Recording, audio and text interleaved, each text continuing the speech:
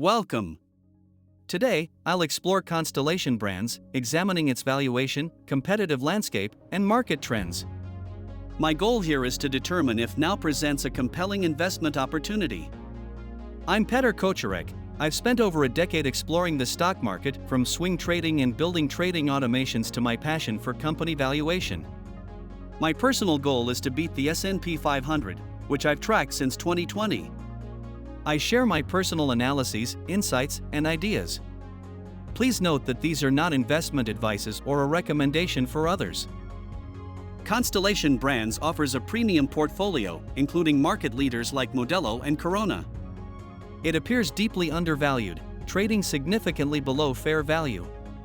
Even Warren Buffett's Berkshire Hathaway holds a stake, reflecting confidence in its long-term potential. Their average price is $205, much higher than current stock price on $133. Interesting fact is that Modelo is the #1 selling beer in the US. Let's dive into the numbers and compare Constellation Brands against its peers. We'll examine key valuation metrics to understand its position in the market relative to other major players. The displayed metrics are suggesting that the current stock price of $133 is well below the fair level. Constellation Brands has a forward PE of 11 while competitors trade at higher forward PEs. It suggests the market is valuing Constellation Brands more cheaply relative to its expected earnings. In simple terms, the market expects less growth or more risk from Constellation Brands than its competitors, or it could be a hidden opportunity if those concerns are overstated. A crucial metric is the price to fair value, which stands at 0.59 for Constellation Brands. This highlights a substantial 40% undervaluation, presenting a potential deep value opportunity for investors. Analysts also see significant upside.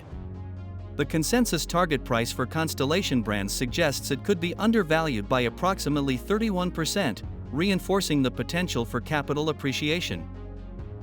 Constellation Brands is making higher buybacks than peers because it generates strong cash flow from its beer business and sees its shares as undervalued, so repurchasing stock is an efficient way to return value to shareholders. This also signals confidence in the company's future performance. Constellation Brands demonstrates strong operational efficiency. It boasts the highest operating margin among its peers at 33.4% and a robust 20.6% free cash flow margin, indicating excellent cash generation. Constellation Brands has high debt mainly because it has financed large acquisitions and investments, most notably expanding its US beer portfolio and making significant stake in Canopy growth. These deals were mostly funded with borrowing rather than equity to avoid diluting shareholders. The company maintains a healthy financial structure. Its free cash flow comfortably covers interest payments and debt, while a total shareholder yield of 5% reflects a commitment to returning value. The market is evolving with younger consumers drinking less, but there's a clear shift towards premium brands. Constellation Brands' Mexican beer portfolio, like Modelo and Corona, is gaining significant US market share. The Canopy deal was meant to give Constellation Brands an early lead in cannabis, but instead it became a cash-burning, loss-making venture that forced them to take big accounting losses and is widely seen as one of its strategic missteps. Every investment has risks.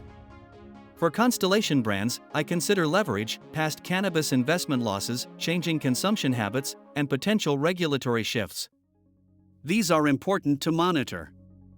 Despite risks, the strengths are compelling: significant undervaluation, powerful brands like Modelo and Corona dominating the market, and strong free cash flow enabling shareholder returns.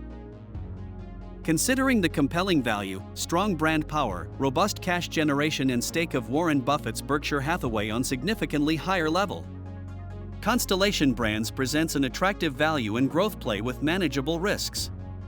My estimate of side potential is 20 to 25%. That concludes my analysis on Constellation Brands. I hope this gave you useful insights into both the opportunities and risks. I'll continue to monitor the market and share updates or new opportunities. Thanks for watching. If you found this useful, don't forget to like, subscribe, and share your thoughts in the comments.